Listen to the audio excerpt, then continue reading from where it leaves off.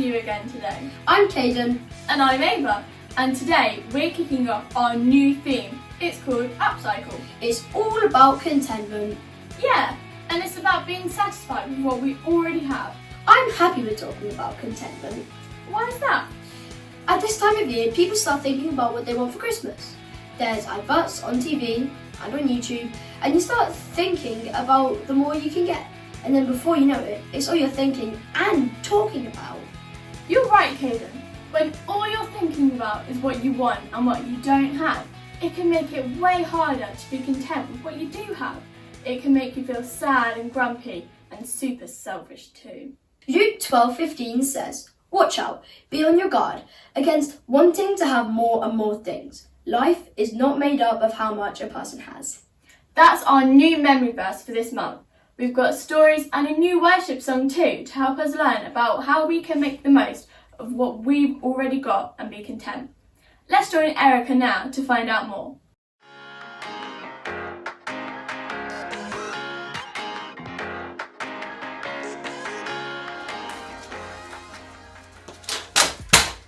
It's not looking good, everybody. It's not looking good. Sorry. I'm Erica, and I'm distraught. I just left the bike repair shop. I had to ride my scooter to get here. My bike, my favorite bike, my newly renovated classic, the beautiful bike, is broken. There's a chance it could be repaired, but there's also a chance my bicycle has seen her last ride. It's not looking good, guys. I apologize. I'm not very good today at showing contentment. Contentment is learning to be okay with what you have. But how can I be okay with my bike I may not have anymore? The memories. Oh, I did the wrong hand. I'll sure miss that old girl. You know, I don't think I'll ever be happy again. Unless they're able to repair my bike. Or unless I can save up enough money to buy a new bike. But until then, I guess I'm gonna have to be sad. Because my bike is broken. Because it's broken. In today's story, we'll hear about some people who were stuck somewhere between where they used to be and where they wanted to go. If only they could have been okay with what they had in the present. Hey, I have a scooter. I can ride it to the store to go look at new bikes. Bye, guys. The store is the other way. The Bible.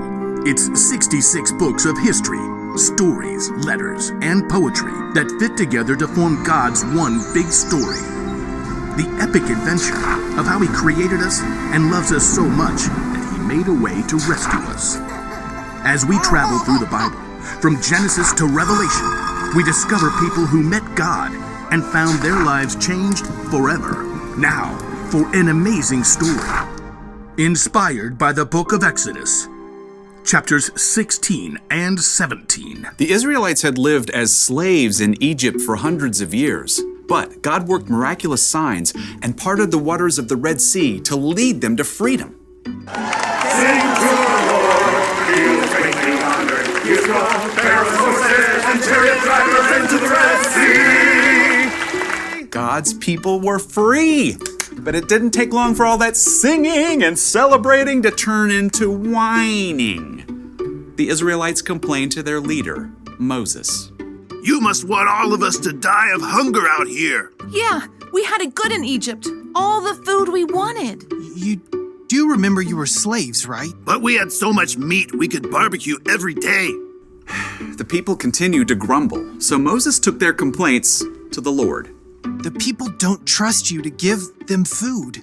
I will rain down bread from heaven for you. The people must go out each day. Have them gather enough bread for that day.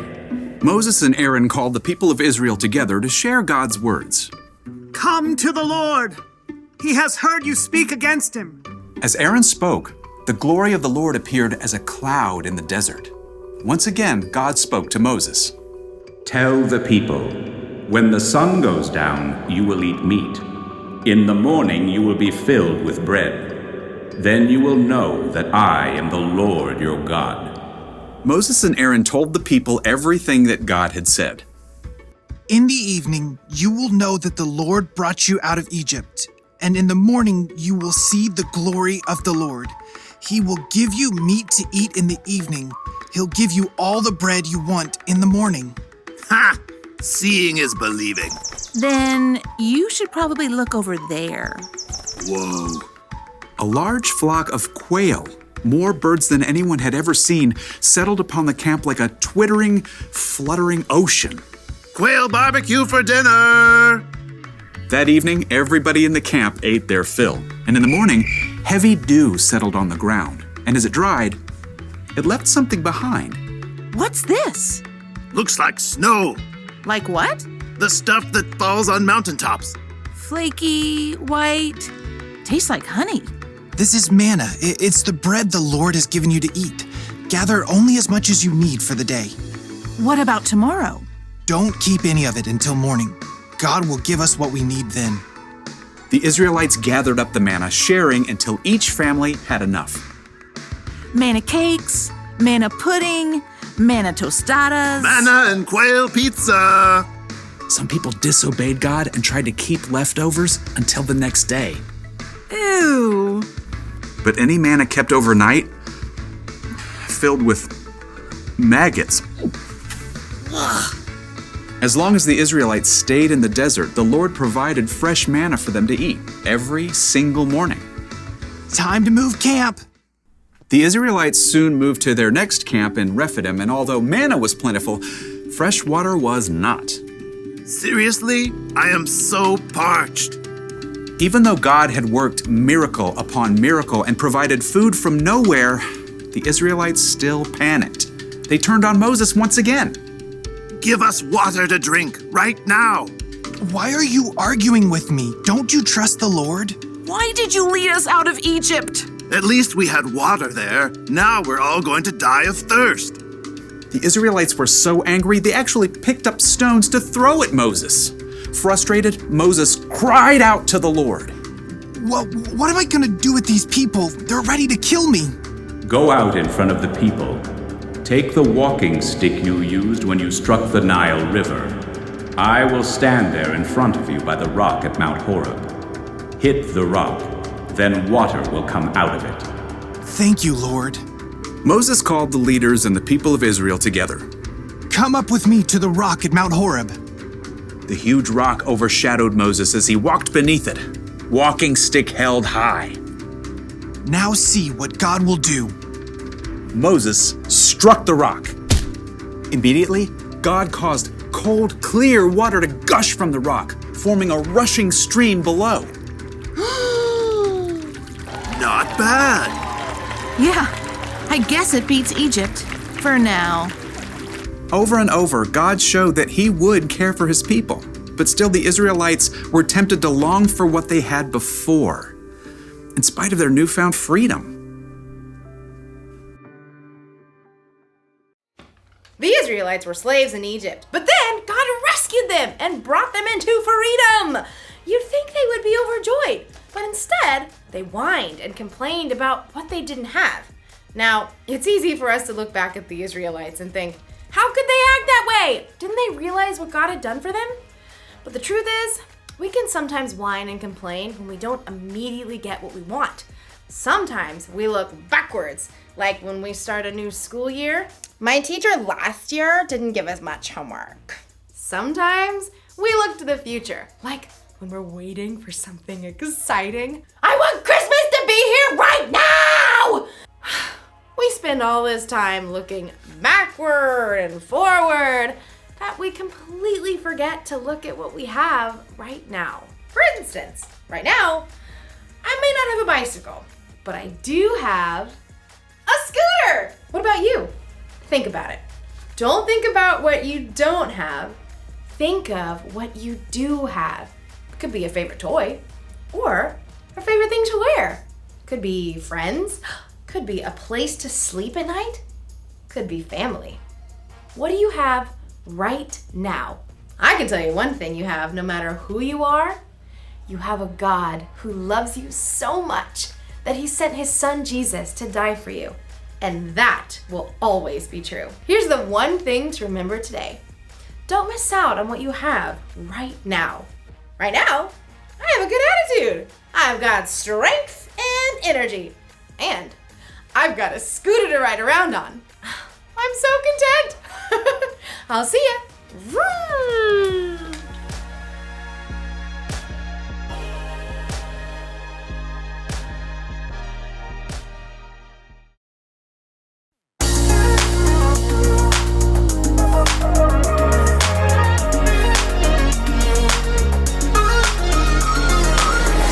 Gotta know you're everything I need. You are the reason why my heart is beating. God, you're always taking care of me. I wanna follow where you are leading. Ooh, I don't wanna miss out on the good right now. Ooh, and everything I see, you're good, so good to me. I have decided I will depend on you no matter what. That's what I choose. I have decided I will depend on you no matter what. That's what I choose. That's what I choose. I am content in you.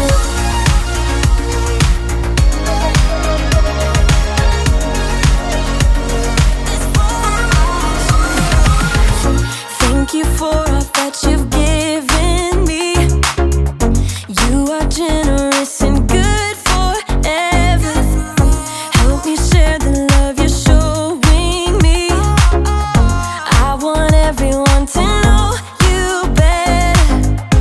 Ooh, I don't wanna miss out on the good right now.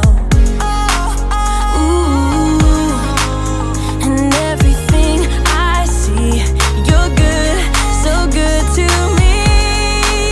I have decided I will depend on you no matter what. That's what I choose. I have decided I will depend on you no matter what. That's what I choose. That's what I choose. I am content in you. That's what I choose. I am content in you.